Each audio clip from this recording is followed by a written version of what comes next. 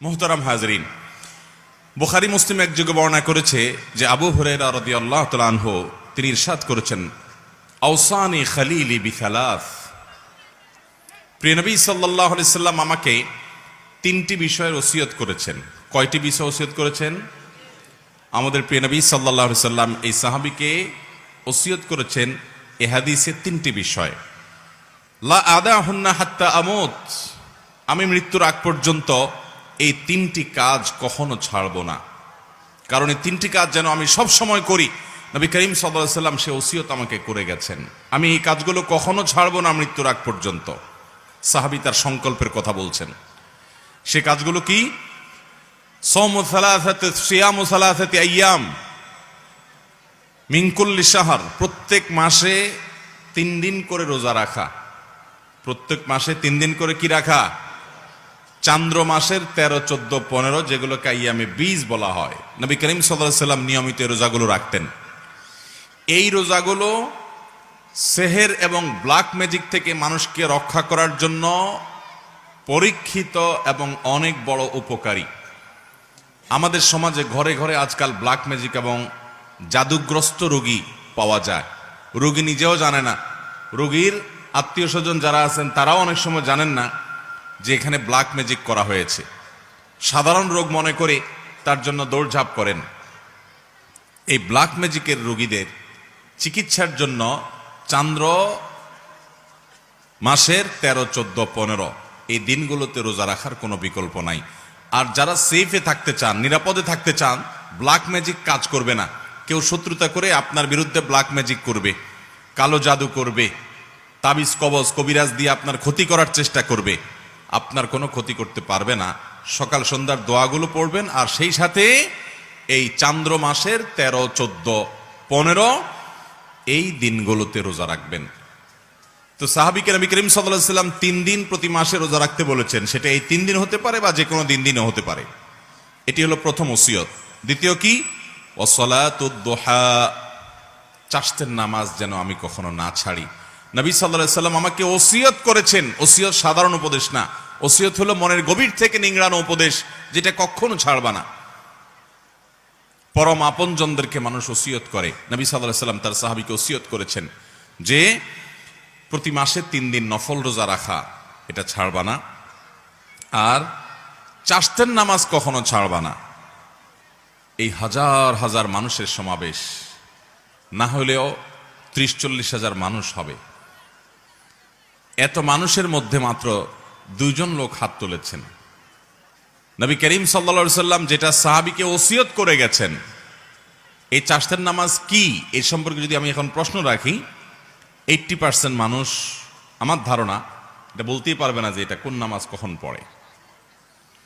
আর এই কারণে এই বিলুপ্ত হয়ে যাওয়া আমলটিকে পুনর্জীবন দেওয়ার জন্য, পুনঃপ্রতিষ্ঠা করার জন্য আমি এই বিষয়ে কথা বলতে চাই। আল্লাহ রাব্বুল আলামিন আমাদেরকে এটা পুনরায় প্রতিষ্ঠা করার তৌফিক দান করুন।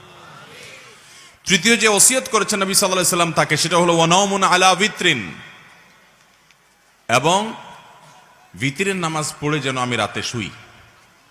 যারা তাহাজ্জুদ পড়বে নিশ্চিত আছেন বা প্রবল সম্ভাবনা আছে, জোরালো তার সম্ভাবনা আছে, তারা তাহাজ্জুদের পরে বিতির পড়বেন, ঠিক আছে। কিন্তু বিতির পড়তে পারি কিনা এ ব্যাপারে যদি সিউরিটি না থাকে, প্রবল নিশ্চয়তা না থাকে, তাহলে সেক্ষেত্রে বিতির পড়ে রাতে ঘুমোতে হবে। সেটাকে বিলম্ব করা যাবে না, বাদ দেওয়া যাবে না। নবী সাল্লাল্লাহু আলাইহি ওয়াসাল্লাম সে ওসিয়ত করেছেন। সহিহ মুসলিমের হাদিস আম্মাজান আয়েশা রাদিয়াল্লাহু তাআলা থেকে বর্ণিত হয়েছে, তিনি বলেছেন, কানান নবী সাল্লাল্লাহু আলাইহি ওয়াসাল্লাম ইউসাল্লি দুহা 4 ওয়া ইয়াজিদু মা শা। নবী সাল্লাল্লাহু আলাইহি ওয়াসাল্লাম প্রতিদিন 4 রাকাত চাষতের নামাজ পড়তেন, আবার কখনো কখনো তার চাইতে বেশিও পড়তেন, যতটুকু মনে চায়। অনেক বর্ণনা থেকে 8 রাকাত পর্যন্ত পাওয়া যায়। 4 রাকাতের বেশি 6 রাকাত হতে পারে, 8 রাকাতও হতে পারে। এই হাদিস থেকে বোঝা যায় যে 4 রাকাত তিনি অবশ্যই পড়তেন, এর বেশি কখনো কখনো 8 রাকাতও পড়তেন, 6 রাকাতও পড়তেন। সহিহ মুসলিমের হাদিসে আসছে, আবু যর গিফারী রাদিয়াল্লাহু তাআলা বর্ণনা করেছেন, নবী করিম সাল্লাল্লাহু আলাইহি সাল্লাম বলেছেন, আল্লাহ রাব্বুল আলামিন আমাদের শরীরে যতগুলো অঙ্গ প্রত্যঙ্গ দিয়েছেন, যতগুলো জোড়া দিয়েছেন, এই প্রত্যেকটি জয়েন্ট, এই প্রত্যেকটি জোড়া আল্লাহর পক্ষ থেকে অনেক বড় অনুগ্রহ। প্রতিদিন এই জোড়া ঠিক থাকার কারণে আমরা মুভমেন্ট ঠিক মতো করতে পারছি, চলাফেরা ঠিক মতো করতে পারছি, অসুবিধা হচ্ছে না। এই যে আল্লাহ তাআলার এত বিশাল বড় নেয়ামত আমরা লাভ করতে পারলাম, সেজন্য প্রতিটি জোড়া, প্রতিটি অঙ্গের তরফ থেকে প্রতিদিন আমাদের সাদাকা করা উচিত। আমরা একবার সুবহানাল্লাহ বললে একটি জোড়া, একটা জয়েন্টের পক্ষ থেকে, অঙ্গের পক্ষ থেকে সাদাকা হয়, এর পক্ষ থেকে আল্লাহর শুকরিয়া আদায় করা হয়। একবার আলহামদুলিল্লাহ বললে, একবার সুবহানাল্লাহ বললে, একবার আল্লাহু আকবার বললে, একটা ভালো কাজ করলে, একটু দান সাদাকা করলে, কাউকে অন্যায় কাজ থেকে বাধা দিলে, কাউকে কোনো ভালো কাজের নির্দেশ করলে, এই প্রত্যেকটি ভালো কাজ মানুষের প্রতিটা শরীরের প্রতিটি জয়েন্ট থেকে সাদাকা হয়।